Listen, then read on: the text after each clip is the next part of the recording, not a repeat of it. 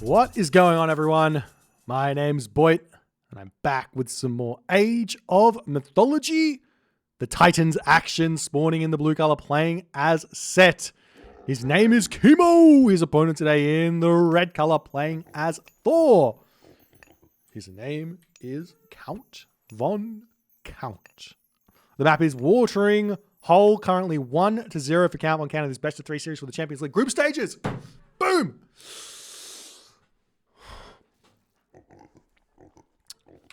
Kimo's Set. I got a lot to say already about what I've seen thus far from Kimo's Set.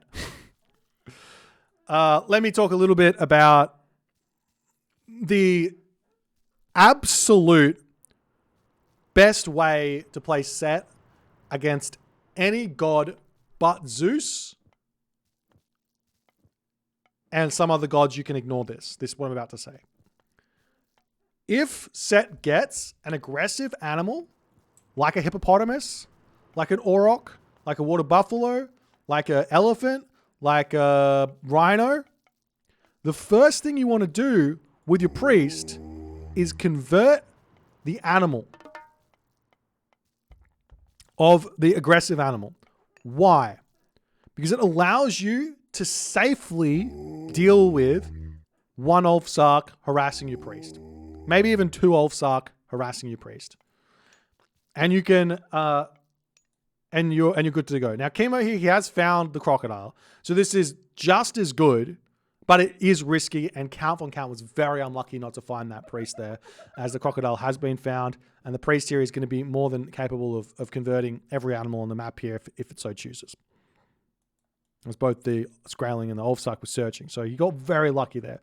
So that's the first point. He should have converted the hippo. Second point is he's got 1, 2, 3, 4, 5, 6 gazelle, which is 900 food, which is more than enough to advance for a 4-minute and 2-second advance time as Set.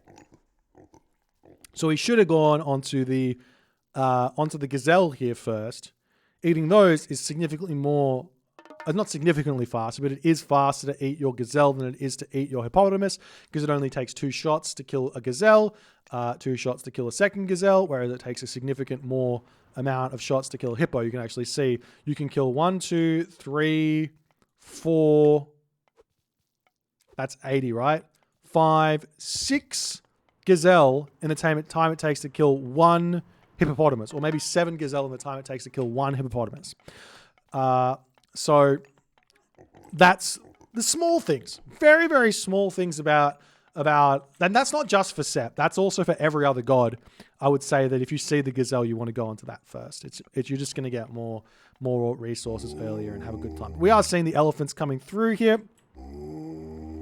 And the temple coming up as well for Kimo as he's going for a relatively fast advance time. It looks like it's going to be a 3:30 to 3, or maybe 3:16 here if he gets the temple up. He's got the resources for it. And indeed, it is a 3:16. Take a look over here for Count Von Count's base. We see the temple coming up with the 2 Ulfsark, and he's going to be probably going through 4 SETI much slower here than Kimo. Now the fast advance, the reason why we see the fast advance from Set players, there's 2 options here for Set. Option number 1 is you build some priest out, you get yourself the Hands of the Pharaoh, you get some priest out, and you go for a Shifting Sands play. That's one way. The option number 2 is you can also just Shifting Sands these villagers on the gold onto a second town center to build that near immediately. And I think that's a really, really nice way to play as well. Saves the walking time. If you take a look at how much walking time it would take from get to this location, you're looking at about 15 seconds. 15 to 20 seconds. And if you've got 9 villages there, you're looking at almost 200 resources. Is that right? 10 times 20 is 200, right? Almost 200 resources to get there. Plus, you get the town center up the 10 seconds faster. So we do see the priest getting harassed here as the Pharaoh comes over to say, "Get out of here, my friend. This is not going to happen." And the elephant also gets converted. And the Ulfsark gets away. So just a couple of things to think about in terms of like the extra resources you could potentially get by utilizing your god power in an economic fashion. Obviously, using Shifting Sands to take out, say, 3 Herser is going to be a better option because you're going to be able to pick off more resources than you would have gained by moving to the town center first. But there's definitely some thought process to go onto it. What if you set up a speed walk? Definitely a speed walk is possible, especially with the... You need a faster unit though. You need a hyena to move the villagers faster, and it's only a slight bit faster, so you can't... I don't think there is any unit you can get that's fast to set up a speed walk. Anyways. Longhouse coming down for Count Von Count. Bit surprised to not see the far second town center on this one here from Count, but his town centers are relatively bare, relatively naked, not much going on there. So he's going to have to think about a different way to play here. It seems as Kimo's just going to be throwing down the barracks. This is becoming a very, very standard play here for Egyptian against Norse, is to go for a far second town center. And also you can do this against Greek as well as Egyptian. Go for a second town center into a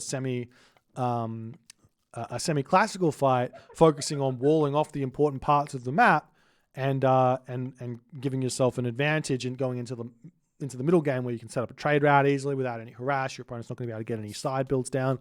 All those things can be a big deal as Kimo just loses an unfortunate loss for that Gazelle of Set. Pray for the Gazelle of Set. Just starting to see some axemen coming out now as Count Von Count spamming out the raiding cavalry. Mass raiding cavalry from Thor. We'll see how it's going to go. As Kimo here, he is building the... why did he delete that? He's building axemen. He could be building spearmen here to deal with those. I know I'm focusing a lot on Set. It's because I'm biased and I love Set. So I'm going to say one more tip about Set. And about Egyptian in general. The Pharaoh is best used with most villages possible on that resource. And the thing that makes Set so good is that you can, you can bring Hunt onto your town center. So what you should do is you should be eating all of these hippopotamus as fast as you can. And then you should just bring the villagers back and then eat the elephant, empower the town center. And you get yourself a huge boost to your economy. That's why Set's economy is actually good. I know people say Set's economy isn't good, but if you actually play into the Set's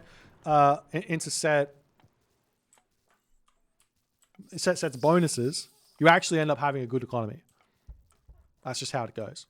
As we are now starting to see Count Von Count pushing forward, he sees all the axemen out and kind of knowing that he should have somewhat of an advantage here. But I'm not sure it's as much of an advantage as he might think, as the Shifting Sands yet again utilized to bring units in to Kimo's base. Kimo doesn't set up a box there as the villagers are going to start getting targeted down. We do see the Count Von Count's going to be retreating back for the time being. He's actually making a decent fight of it as the Valkyrie is getting some good damage done, good tanking done, but Count's going to have to retreat back. Tower over here going to be going down. Armory trying to go up, but it's going to get stopped there as well, as the army from Kimo does manage to defend that, but he's now down effectively, he's down a god power. He's down one of the best god powers of Set in the game, and I would say he hasn't really managed to do that much damage at all with it. So much so that it would have been better for him to Shifting Sands onto the town center earlier and save those resources.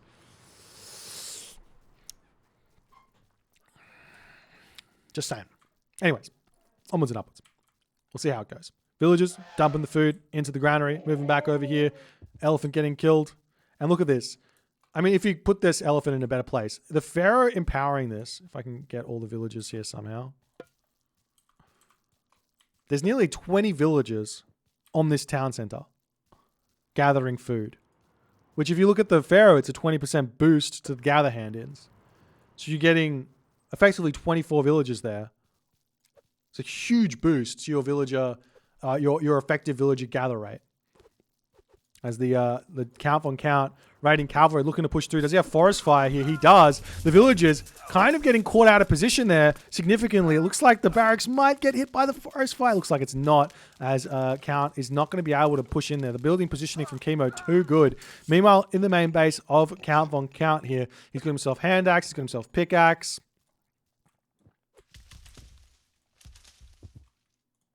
And that's about it. As we see the raiding cavalry moving around here, trying to push in. Not able to do so just yet. As the Pharaoh's now going to start making some gazelle of set to eat. He just poops them out and walks away. Thunder and Noob's coming through for count on count as he's ready to start putting some more pressure on. The second town center is on the way as a crocodile here says, no, we're going to stop this. No crocodile for you. Third town center up for Kimo. So from what I've seen from Kimo's set, he really, he does enjoy, and he does do this. He does utilize the animals of set to continue in the game nicely.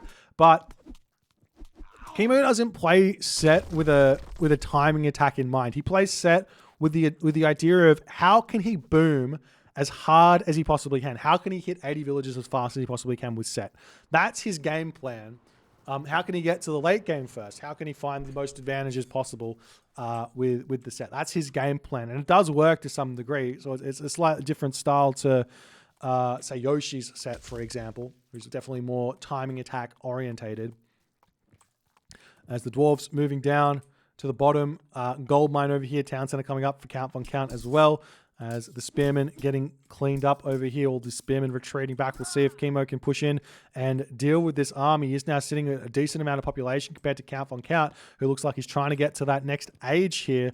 Another thing that Kimo could be doing is hitting these raids in the middle of the map. There really is no reason for count on count to be having all of the pressure here in this game, but this is just, he's got the speed, obviously, but walls could be set up, and they are coming through here for count on count, taking away the corner very early here. Nice play from Count as the elephants in the middle starting to get eaten up. We'll see if this fight is going to continue. The throw and axemen are in. These spearmen are too strong to deal with those raiders. As now we see Kimo moving up to the top side of the map. He does spot those villages there as he needs to decide whether or not he wants to attack those or go after the army. As the final elephant here getting shot down, as Count pulls it back away from the fighting as much as he possibly can. But Kimo, he knows it's there. He knows it's dead. Just move up there. Attack it. Attack it. Throw more barracks down. Attack it. He's got 3 barracks. He probably doesn't need more, but I guess he's a little bit worried about taking that fight at this point. But now I imagine count on count, he's going to be going to the next age. He's going to the heroic age. There is still the, even though Kimo's got the villager advantage here, you'd have to assume with the Norse economy being so strong, in fact, I want to confirm this, that around about now, the economic differential, yeah, it's still in the Thor favor. Even with the set player here having nearly double the villagers, it's still in the favor of the Norse. And that's just that's just how the matchup works if you're not utilizing that pharaoh to empower as best as you can. If you utilize that pharaoh in your army more so than in your economy, you're not going to be able to keep up with the economy of the Norse player. But that being said, the longer that Kimo sits with this economic advantage that he's made, the less that gap is going to be. Less that gap is going to be a thing. As the army going to be retreating back here, Kimo, he doesn't want to fight. He's gone through Nephthys. He does hit Nephthys about 12 seconds behind Count von Count here. As the raiding cavalry pushing in to try and take this fight. I think this is a little bit early. There will be a frost available to be utilized here, and Count von Count definitely should be using this, but this does mean that Count von Count is going to be facing ancestors here as the raiding cavalry coming up onto this position to hit some villages over here as well. That's going to be huge for Count as well if he actually spots that, but he's not paying attention. He's going for the gold mine over here, it seems, as the ancestors does get dropped. Now, ancestors without Eclipse, significantly weaker, but still going to be a problem here for Count von Count to deal with. He does have the Frost Giant. He can pick off the minions very fast with that Frost Giant. So much so that I think if you freeze one, I think what you should do is just freeze one and attack a different one. Leave one kind of frozen. You see the raiding cavalry hitting a raid over here. Will that hill fort complete is the big question. A couple of mercenary cavalry coming out onto this position as well. As even if the hill fort does complete, look at this from Kimo. Kimo says, no, sir, not today. We are shanking this down. It is not going to be anything on this position. And In true count on count fashion, well, I mean, we see a doubt castle. In a way, a doubt castle, as soon as it goes up, gets taken out. It's I love it. I mean, I don't know if that's exactly what a doubt castle is. I don't know Age of Empires 2 that well, but hilarious nonetheless. As the Migdol stronghold is up, and now Kimo has got full control of the center. Where's the Pharaoh at? We asked. Oh, not farms. Where's the Pharaoh at? Is it in the army? Must have been. No, it is in the army. Kimo is aware that you can build giraffe of set out of your Pharaoh. It's not like he's a random set player or Egyptian player just dabbling with set. He knows that it's very strong to convert, to create giraffes of set and not farm.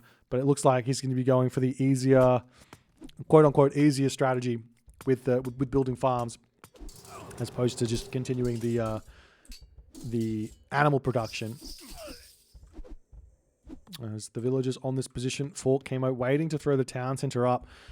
Right now, Camel Count started his ox cavalry. He's got 58 villages. He started his farms. Does he have himself his upgrades? Not just yet. As the spearmen pushing through on this location. A true doubt castle would be a fort denied at 98%. Well, we were close. As the Pharaoh retreats back. Magic getting taken down here. Kimo will be losing that Pharaoh. That's a big, big loss. Oh, he misclicked. He got greedy. He thought the Pharaoh was throw an axeman, pop out and snipe it. That's hilarious. That's count on count. What a guy. Villagers over on this position grabbing this hunt here. We do see that. Look at that. Count on count knows. He's saying, no, not today. Even if I'm down on population, I'm raiding. That is Count's mantra. Continue the raids. Raid all game, every game, and never stop. There's the market up in the corner of the map here for Count Von Count. I'm sure there's a market up somewhere here for Kimo as well. There it is. He's got all the food in the world. He's going to be going up through Horus. No surprises there. Horus, a very, very strong god against the Norse civilization. It's winter harvest plow coming through here for Count Von Count to boost that food income into the stratosphere. As the villagers are going to be grabbing this town center as well here. 69 villagers for Count Von Count. He's not that far behind on the villager count. I'd be interested in now looking at the post game and seeing exactly how this looks. You can see it's still getting closer. Still getting closer. As even though Count is behind on villagers by a significant margin, he's still in front on the economy. But he does need to make it work. He still needs to utilize that economy to make it work in this game. And Kimo at this point has been trading really, really well with his units. These Frost Giants are a problem for Kimo as he's starting to build some priests out of his towns and the hands of the Pharaoh coming through. Does he have funeral rites just yet? No funeral rites. It's a very, very important technology to have against Norse and against any civilization that spams those myth units. Atlantean, even Egyptian to some degree, Greek to some degree as well. Definitely funeral rites and much grab technologies. We do see the old Sark throwing axe coming up to this position trying to stop this, but the chariot archers are in position to defend on that location there. As the priest retreating back, chariot archers getting cleaned up as well. As the Scorpion men pushing forward here to try and take out those heavy thrown axemen as best as they possibly can here. As Balder now clicked up for Count Von Count. The last ditch hope of the Norse is always going to be that Mythic Age. But in this position, as opposed to last game and any other game that Kimo has faced Balder in, he has the map control here. He has all of the initiative. He has the economy. He has the axeman upgrades. He's got the armor coming through. He's got the scalloped axe as well. He's got the chariot archers out. He's set up all over the map. He's got multiple different gold mines that are going to need to get pushed off. He has everything going for him here in this position as the priests do manage to take down one of those thrown what are they called? One of those Frost Giants. Feral coming through as well for Kimo as the animals of Set are going to be coming in. It would be remiss for me to not mention that animals of Set offensively against Thor are not the right play here. Thor is one of those gods that actually has a very, very strong answer to the animals of Set in villages because they basically two hit Hippo of Set or 3-hitter hippo set with a pig sticker upgrade. So not something I would recommend, as we do see the Pharaoh moving forward, looking to drop that tornado. 96%. It goes on the bottom town center there. Not going to be able to stop that. Not going to be able to stop that Ragnarok from being clicked, as the Ragnarok does immediately go through. 283 population Ragnarok here for Count Von Count. Kimo, on the other hand, Flood Control, Champion Axeman, Champion Chariots coming through. He's pulling back. He's got all the economy in the world. He's only got himself those 3 barracks over there, which might be his undoing here. One thing that's very, very important, as we are seeing some barracks coming down, is having a metric shit ton of production buildings against this Ragnarok so that you can reproduce the units as soon as they come through here. This Count does push through. He's trying to break out of this fight here. He's got break out of his base here. He's got tons of throwing axemen. His fire giant did get massacred there by the priests, however, as Kimo is going to decide to pull back for the time being. Honestly, I don't think you should ever pull back in these situations. Just take the fight and then be rebuilding. But obviously that can be a difficult thing to do, as the Heroes of Ragnarok moving up to the top side of the map here. There's another barracks coming through as well. So we do see some mercenary cavalry popping out here. Generally speaking, the mercenary to use is the mercenary infantry rather than the mercenary cavalry. It's much, much better to deal with the fortified town centers there. As the axemen starting to break through on this position against those Heroes of Ragnarok. And you can already see the population of Count Von Count dropping, but Kimo at this point, the problem is he's not training any units. I mean, out of these buildings, he's built them. He's now got himself a decent amount of barracks. The Champion Axemen do take 10 seconds to train, so it does take him quite a while to get all those Axemen back out. They're very cheap. He's got plenty of resources in the bank, as this town center does end up falling, but the mercenary cavalry are going to do a decent amount of damage onto those Heroes of Ragnarok here. Meanwhile, cheeky little raid over here for Count Von Count, as the Axemen defending nicely as they continuing to pop out, dealing with those units beautifully, as well as the mercenary cavalry popping out to defend here as well. And to me, Count Von Count's rag is dropping way too fast. There's still gold in the back. There's farms in the main base here for Kimo. He's got plenty of income. He has lost some villages, but he can rebuild those fairly easily, as the Migdol stronghold over here starting to get targeted down. And Kimo, I mean, he's just going to take the kills here with the units in the Migdol stronghold before potentially popping them back out. He does have the Pharaoh over here to help out as well.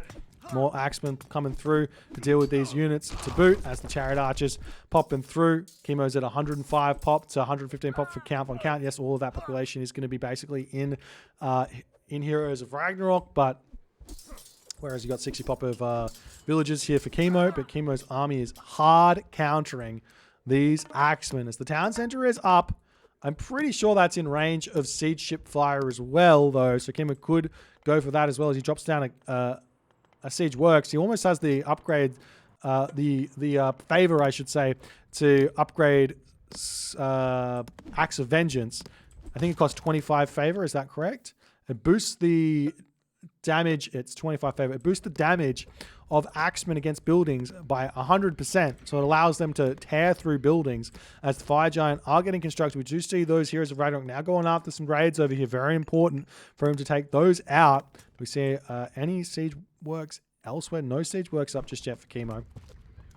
As one Fire Giant goes down. Pharaoh very strong here. He does have funeral rites as well, as the Axeman going to push through. Axe of Vengeance is coming through here for Kimo, as well as his gold mine gets taken out. Walls going down. All those villages falling is a big find here. That's a blunder by Kimo, not having that walled off on this position. No alert that they were coming. He still has this gold over here with 1,000 gold left in it. There's gold mines in the center of the map as well, though, so plenty there for him to get. He's going to be spamming those villages out, but he does only have these farms in his main base. He does have flood control, but he doesn't have that much food income, in all honesty, to support it all. As the Champion Axeman coming through here, the Pharaoh dealing with everything nicely, as that town center is about to start getting absolutely torn down. Axe of Vengeance pops, and look at the difference. It starts going funk straight down, as the Axemen, they're so strong here with that Axe of Vengeance to take out town centers.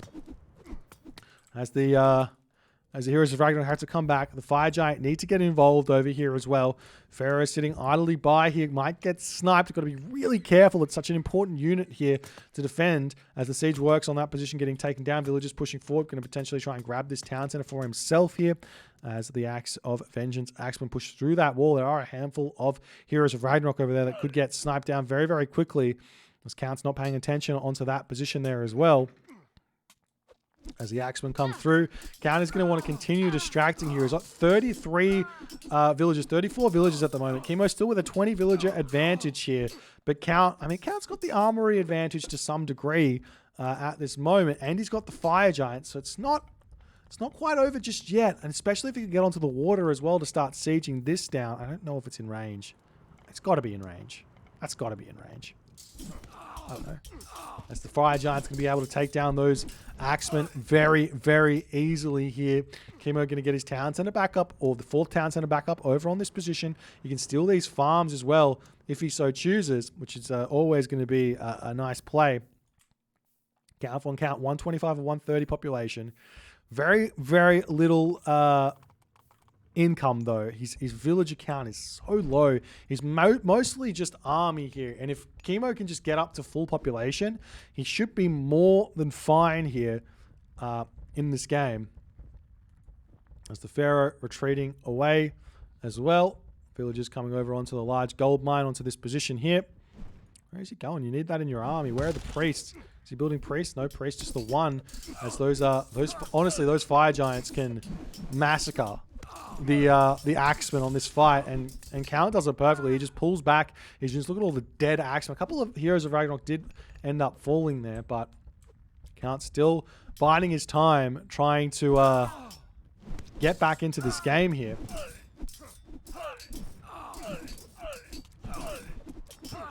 The priest on the back here getting targeted down. The units pushing forward, trying to take down those very, very strong heroes. The Fire Giants are just... they're so strong. What can Kimo do here? He loses his Fairy, loses his priest.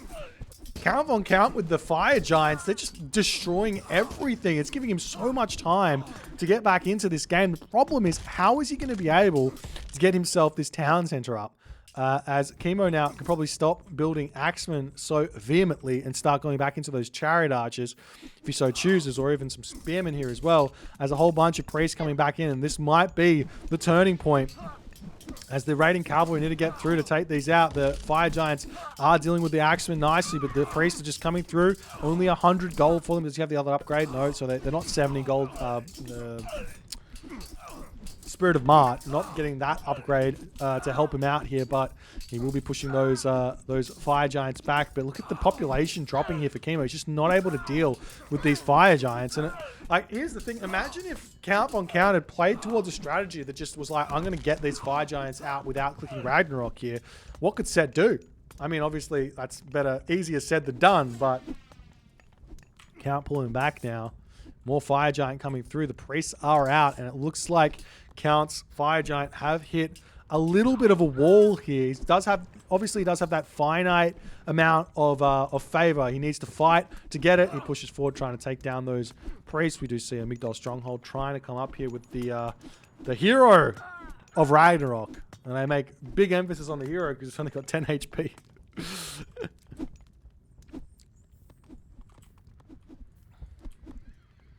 And honestly, at this point, 60 villagers, late game Thor, completely fine here for Count. But the problem is he does need to figure out how to get a town center. He needs to get that town center back. And any civilization can beat any civilization up 4 town centers to 2 town centers. Doesn't matter. Unless you're Hades, in which case apparently 4 town centers. That's a lie. You can beat Hades with 4 town centers to 2 town centers with every civilization.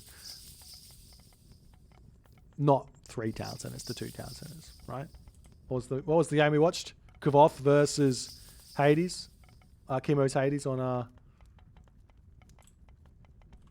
Painted Desert. That was the game. Check that one out if you haven't seen it. Fantastic game. Migdol Stronghold trying to get taken out here yet again, but Count's not going to be able to do that. And the longer this goes on, the stronger Kimo's army is becoming, and he can definitely start thinking about making those chariot archers here out of that Migdol with all of that wood, all of that wood in the bank. Fire Giant, look at that. Okay. Once you have this amount of heroes, all right, Fire Giant aren't that good. If you only got 2 heroes, Fire Giant pretty good because you can just kill the heroes. But Kimo manages to mass the priest, and now the only answer to the priest is yes, Ballista. Ballista are a great answer. If you can get out a handful of those Ballista to take out the army, this army is not going to cut it. You can't push in onto this army easily in the slightest. And we do indeed see that that's what Count Von Count's doing. He's targeting down the priests on the back here as best as he can with those Ballista as the heavy raiders coming through. Those axemen starting to chew through the heavy throw on axe. Good micro there from Count Von Count pulling the Fire Giant. More Ballista coming out. He does manage to snipe down Larry the Fourth there as but the priest is still the problem over here as Count has to continue pulling his Fire Giants back, and if you leave the Ballista open, they're going to be able to get taken down here. As we see another priest going down, but still plenty of units here to deal with what Count Von Count's got. As siege works coming up yet again for Kimo. He's sitting at full population, counts at 120 population, trying to build an army which he thinks might be able to break through the Kimo army. But the longer this, as he said, the longer this goes on, the more upgrades Kimo can start getting, the stronger the units are. This one Fire Giant goes down. 2 Fire Giants. Well, not really. It looks like the priests aren't really focusing that one down. The Ballista are doing a good job taking out those Chariot Archers, and now Chariot Archers versus Throwing Axemen. That's a win for the Chariot Archers here, as the Axemen are able to take down that hill fort, and the Ballista spam will be put to rest here, as Count Von Count just could not start this up, and we see the cabinets coming through here for Kimo to start harassing the trade route. And in that moment, Count Von Count decides to tap out. Kimo gets the dub. A hard-fought victory here for Kimo. As Count Von Count, I mean, honestly, he was dead to rights. His RAGNORAK brought him back from the dead, but not brought him back enough here. Did not do enough damage without RAGNORAK, and Kimo was able to hold and take the dub after all was said and done. If you guys enjoyed this game, please consider hitting the follow on the Twitch. If you're on the YouTube, hit that subscribe button. And I'll see you guys in the next game.